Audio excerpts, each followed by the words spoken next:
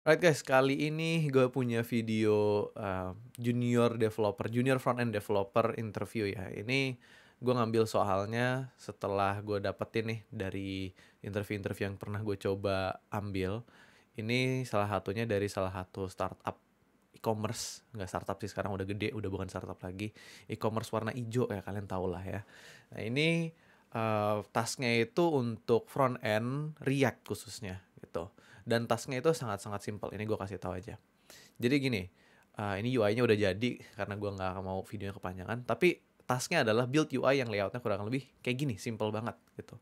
Ada navbar, ada 2 page, page upload sama page home gitu. Home page isinya ya udah home page kosong aja. Nah, di upload ini ada satu button namanya start upload gitu. Kalau diklik buttonnya dia akan manggil ke API yang sudah disediakan sama si company-nya ini. Nah, cuma disclaimer aja di dalam video ini gue nggak akan nembak ke API beneran tapi pakai nge-mock aja gitu supaya ada loadingnya. Nah, anyways, di sini kalau misalnya kita klik buttonnya, dia akan manggil ke API dan API itu kan nanti kan ada fase loadingnya dulu gitu kan nggak langsung dapetin responsnya. Nah, selama dia loading, button ini akan di-disable, lalu akan muncul kayak status di sini.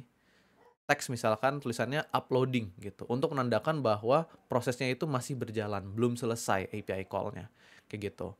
Nah, abis itu kita juga mau selama dia uploading di sini, pas gonta-ganti page dia akan tetap ada di sini statusnya uploading sampai memang API call-nya selesai.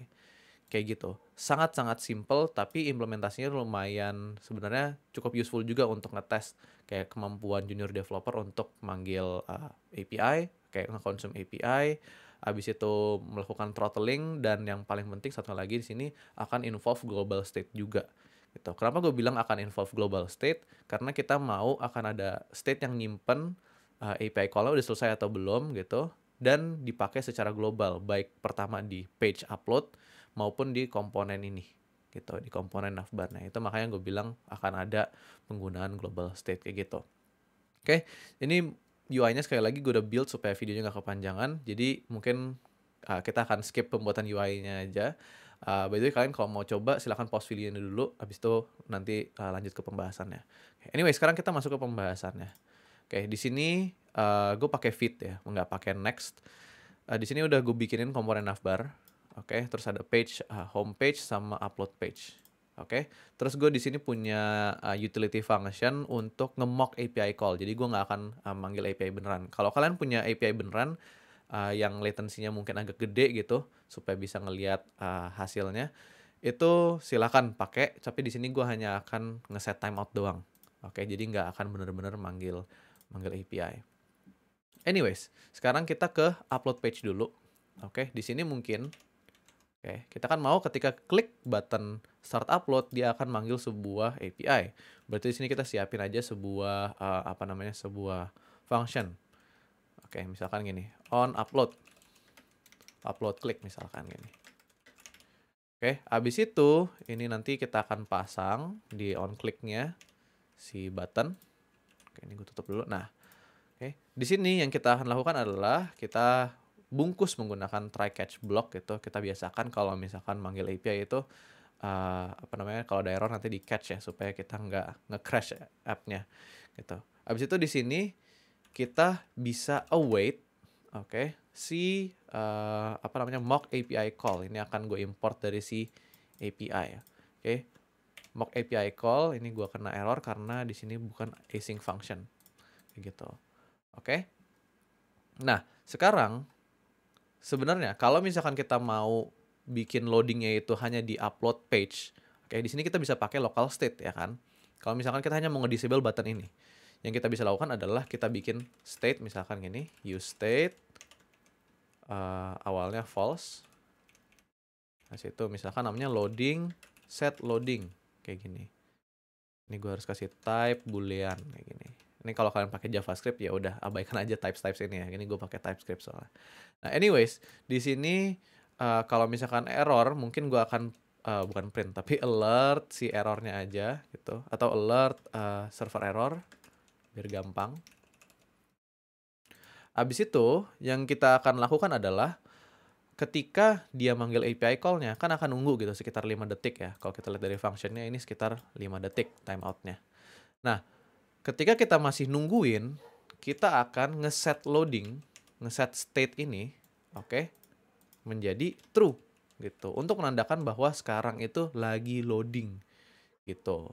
Habis itu nanti kalau misalkan ini semua sudah kelar, oke, baru kita akan set loadingnya menjadi false lagi. Berarti udah nggak loading kayak gitu. Oke. Amannya adalah kalau kita pakai try catch kita bisa pakai finally. Nah, finally ini nanti akan ke-trigger ketika try atau catch itu sudah selesai. Gitu. Jadi kita akan set loading di sini jadi false lagi. Gitu. Oke. Terus di button ini kita kan ada property disabled ya. Ada atribut disabled maksudnya. Di sini kalau misalkan kita loading, oke, buttonnya akan disabled, tapi kalau misalkan tidak loading, ya otomatis ini false, disablednya jadi false juga, jadi buttonnya tidak disabled. Kayak gitu. Nah, ini gue tutup aja. Sekarang kita save, kita tes apakah benar-benar berfungsi. Oke. Oh, sorry. Ini gue nggak boleh pakai kayak gini. Nah. Oke. Nah, sekarang kalau kita klik nih ya, tek.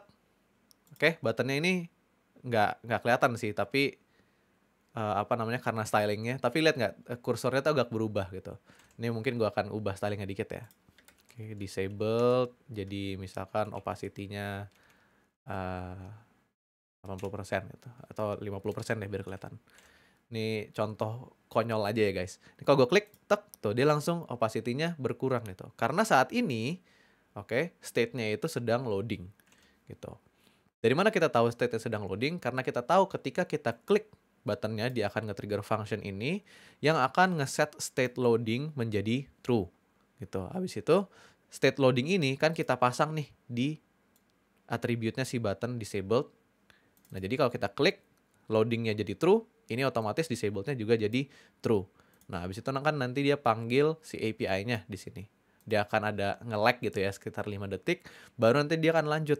Nah, setelah dia lanjut, oke, setelah dia lanjut kan try blocknya udah selesai, dia akan masuk ke finally. Gitu. Jadi, sekali lagi finally ini akan ke-execute setelah try atau catch itu selesai. Dan yang akan dilakukan sama si finally adalah dia ngeset loadingnya menjadi false. Kayak gitu. Otomatis disablednya menjadi false dan otomatis buttonnya jadi bisa diklik lagi kayak gitu. Pertama itu namanya teknik throttling ya teman-teman. Itu kalau bisa nanti kalau kalian lagi interview itu kalian bisa jelasin juga kenapa kalian melakukan itu. Karena biasanya nanti dari apa namanya, interviewernya tuh bisa ngelihat bahwa wawasan kalian jadi lebih luas gitu. Nah, throttling ini kita gunakan supaya nggak bisa nge-spam ya. Jadi kalau misalkan kita ngeklik login gitu misalkan, manggil ke API kan, kalau misalkan buttonnya di enable terus, kita klik berapa kali, 5 kali berturut-turut kan biasanya nge-lag dulu tuh. Itu nanti bisa tiba-tiba ngirim langsung 5 request gitu. Nah, better kita throttle supaya kita tahan usernya, oke, supaya nggak nge-spam. Intinya kayak gitu. Nanti mungkin gue akan bahas lebih lanjut di video lain. Tapi anyways, di sini kita sebenarnya udah berhasil. Problemnya adalah gimana caranya kita bisa mendapatkan state ini, oke, state loading ini, kita masukin ke dalam komponen navbar yang ada di file yang berbeda di app.tsx. Dan kalau misalkan kita lihat ya dari struktur komponennya, ini ada upload page di sini, ada navbar di sini. Si upload page sayangnya bukan sebuah parent dari navbar. Oke, kalau misalkan parent mungkin dia bisa ngirim lewat props aja gitu si state-nya. Masalahnya di sini mereka ini sibling hitungannya ya. Oke. Jadi mereka tidak apa namanya si upload page ini tidak membungkus si navbar. Pertanyaannya ya bagaimana caranya kita bisa ngirim state ini? Oke. Jawabannya adalah nggak bisa kalau kita pakai use state apa namanya React yang lokal ini. Kita harus menggunakan solusi lain yaitu mencoba menggunakan global state. Nah, untuk library global state sendiri di React itu udah banyak banget. Kalian mungkin bisa pakai context, kalian bisa pakai Redux, tapi untuk yang di video kali ini gue akan pakai yang biasa gue pakai, yaitu pakai Zustan namanya. Di sini gue udah siapin satu folder, isinya ada satu file index.ts. Di sini gue akan pakai sekali lagi library Zustan. Oke, Nah, biasanya juga kalau di interview untuk implementasi kayak gini sebenarnya tergantung juga sih company-nya boleh googling atau enggak. Tapi most of the time kalau tes-tes kayak gini tuh boleh googling karena ini kan hafalan ya, bukan logika gitu. Tapi anyways, di sini gue bikin sebuah Zustan store, oke, yang isinya ada sebuah boolean loading dan satu function namanya set loading gitu. Si set loading ini nerima satu parameter yang harusnya isinya adalah sebuah boolean ya. Di sini ada types-nya. Oke. Dia akan ngeset si loading menjadi parameternya. Jadi nanti kalau kita panggil set loading true, otomatis loading menjadi true. Kalau kita panggil set loading false, otomatis loading menjadi false. Nah, kita akan menggantikan local state ini jadi pakai si global state dari Zustan ini. Oke, caranya gini. Ini kan udah kita setup ya. Oke, nanti by the way ini terserah kalian sebenarnya mau pakai Zustan, mau pakai konteks, mau pakai Redux, terserah kalian. Nah, di sini gue udah bikin hook-nya, uStore. Oke, jadi di upload page sebenarnya kita tinggal panggil gini. Oke, iya dimarahin bentar nggak apa-apa ya. Const di structure use store kayak gini. Ups, use store, dan use store ini kita import from store. There you go. Use store-nya import dari store ya, bukan dari Zustan. Soalnya si Zustan ada use store juga namanya. Nah, abis itu kita bisa di structure si objek yang dihasilkan oleh use store ini. Ada dua, ada loading dan set loading. Kayak kita panggil dua-duanya. Nah, sekarang semuanya ya udah nggak error lagi karena kebetulan namanya sama. Tapi gue akan jelasin dulu nih. Di sini sekarang kita udah manggil set loading bukan dari state lokalnya si React, tapi udah pakai state global yang dibikin sama si Zustan di sini di uStore, oke? Dan sekali lagi isinya apa? Kalau kita lihat di store-nya, set loading nerima parameter, is loading, dan parameter ini yang akan mengubah value-nya si loading, which is yang di sini, yang di line 9 ini. Kayak gitu. Jadi kalau kita kirim true, loading menjadi true, kita kirim false, loading menjadi false. Kurang lebih seperti itu. Nah, sekarang di on upload click ini, kita ya sebelum mulai API call-nya, kita set loadingnya menjadi true. Gitu kan, sama aja kayak logika yang sebelumnya gitu. Kali ini tapi yang kita set itu bukan loading state lokal, tetapi loading state global miliknya si Zustan. Kayak gitu. Sisanya kurang lebih sama. Di finally kita set jadi loadingnya jadi false lagi. Terus disable-nya juga tetap ngambil state dari si Zustan kali ini. Udah bukan dari si local state-nya React gitu. Nah, sekarang oke, kita udah bisa nih narik state yang sama, yang ini, oke, di navbar gitu. Caranya ya gampang, kita const di structure, uStore lagi, habis itu kita import aja. Kita import from store, yang kita import adalah si useStore, kayak gini. Terus kita tampilin, kita di structure property loading, kayak gini. Oke, kita nggak perlu si function set loading, jadi kita hanya di structure si loadingnya aja. Terus mungkin di sini kita bisa bikin tag p aja gitu misalnya ya, yang isinya adalah uploading, titik-titik ini misalkan. Nah, kita mau sekali lagi hanya ketika diklik uploading ini muncul. Kalau misalkan ini udah selesai API call-nya, nah ini kita mau hilang gitu. Caranya gimana? Kita pakai conditional rendering aja teman-teman. Oke, loading dan kayak gini. Jadi ketika masih loading, dia akan munculin uploading. Kalau misalkan tidak, ini jadi false, ya udah ini nggak akan muncul. Yang akan dirender adalah si boolean ini. Tapi karena dia pure boolean, makanya dia nggak akan render sebagai elemen HTML. Gitu. Ini by the way, kalau misalkan kalian belum paham tentang conditional rendering, silakan ada beberapa video gue sebelumnya ngebahas tentang conditional rendering. Oke, nah sekarang, awalnya hilang si text uploading itu. Terus kalau kita klik si start upload ini, tek, dia muncul, buttonnya disable, kita gonta-ganti page juga akan kesimpan state-nya. Kenapa? Sekali lagi, bukan karena kita udah tidak menggunakan local state-nya React lagi, yang hanya akan dipersist di level komponen. Oke, kali ini kita menggunakan global state ya, melalui library Zustan ini kita membuat sebuah global state yang bisa diakses di keseluruhan aplikasi kita gitu. Makanya kita bisa akses di upload page, kita juga bisa akses di navbar kayak gitu. Oke? Udah, sebenarnya kira-kira kayak gitu doang apa namanya inti dari materi yang gue mau fokuskan untuk interview kali ini.